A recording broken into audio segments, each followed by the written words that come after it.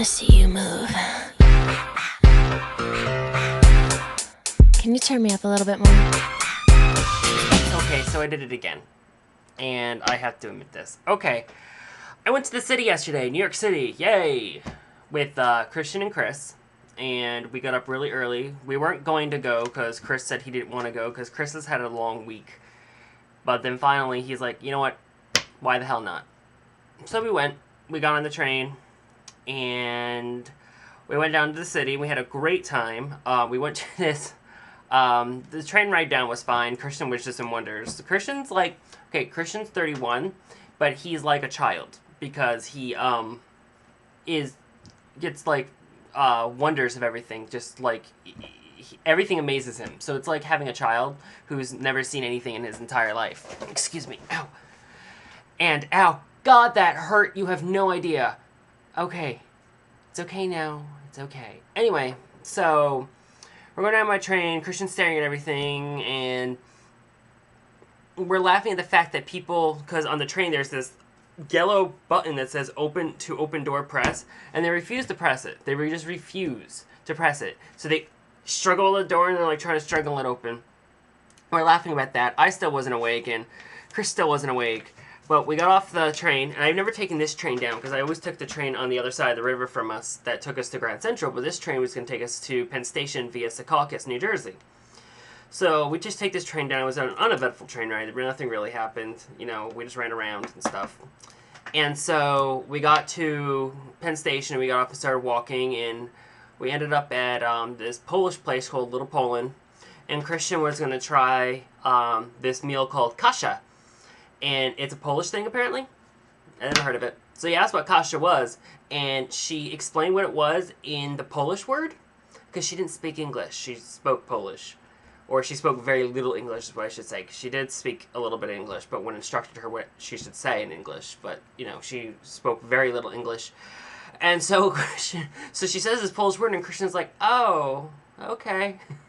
He walks away, and she comes back, and she's like, it's like buckwheat. And he's like, oh, okay, I'll try that then, I think. I think I'm going to try that. So we all order our breakfast, and I order eggs, home fries,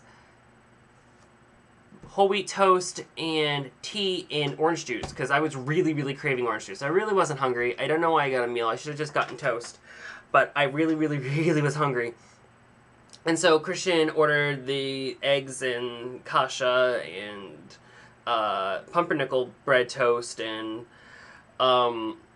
Chris got pierogies. I've never had a pierogi until that day, but watching Christian eat in a restaurant it's never really odd like it is watching me eat, because I eat very oddly. I eat bananas very oddly. I eat most foods pretty oddly where people just stare at me.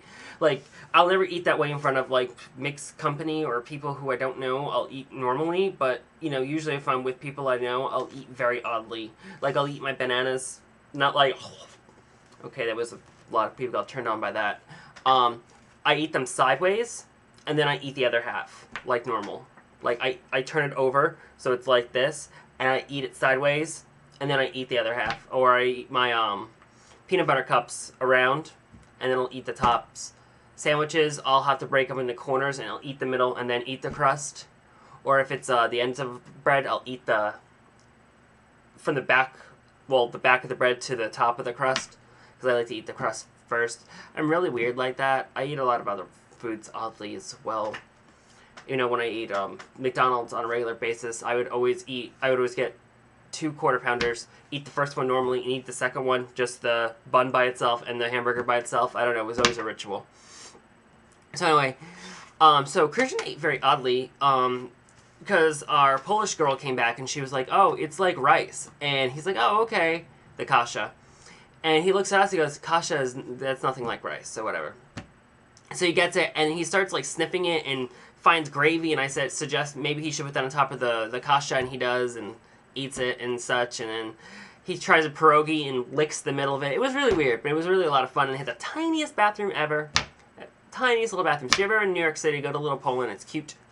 We walked all over the place after that. I mean, all over the place. We walked through Chinatown, which I must say was the parts we went through anyway. There were nicer parts, I'm sure. The parts we went through smelled like garbage and trash, and I almost gagged a couple times out loud because of the smell. I don't know how they do it. I don't know. And a lot of these places were restaurants and stuff, so I don't know how they did it. I just don't know.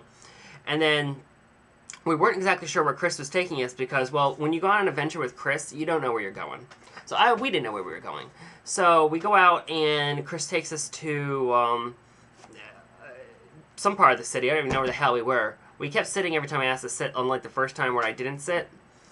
And all of a sudden, we were by a bridge. And I'm like, oh, what bridge is that? And he kind of looked at me like I was dumb. I don't know geography in the city. But it was Brooklyn Bridge. And he was like, oh, we're going to walk across it. I'm like, oh, okay. So we walk across it. We go to this nice little, like, grocery store. We buy some drinks and strawberries. And we go down by this little park down by the water, by the Brooklyn Bridge, and we sit on rocks and talk about life and eat strawberries and drink our drinks. And then I'm like, okay, how are we getting back? He's like, going back across the Brooklyn Bridge. And I'm like, great. So we go back across, and then we go to Battery Park. We play these little, like, musical, I don't know how to describe it. It was like, it's in the ground, and it's like a metal sculpture, but you step on it and it makes musical notes. So Christian was trying to pretend he was an FAO Schwartz, and then we all realized we were scared of FAO Schwartz. And then we went to the infamous gay part of town, not the village, the gay piers, or what used to be the most infamous gay piers, I guess, in New York City. I didn't understand it. But there were a lot of gay men there. And then we just sat and talked for a while. It was, like, probably the nicest part. But what I did again, of course, as you can tell, I have sunburn like hell. And I have a picture of my foot right now. The foot that still hasn't healed. Well, it was in front of the video, but I can show you right now.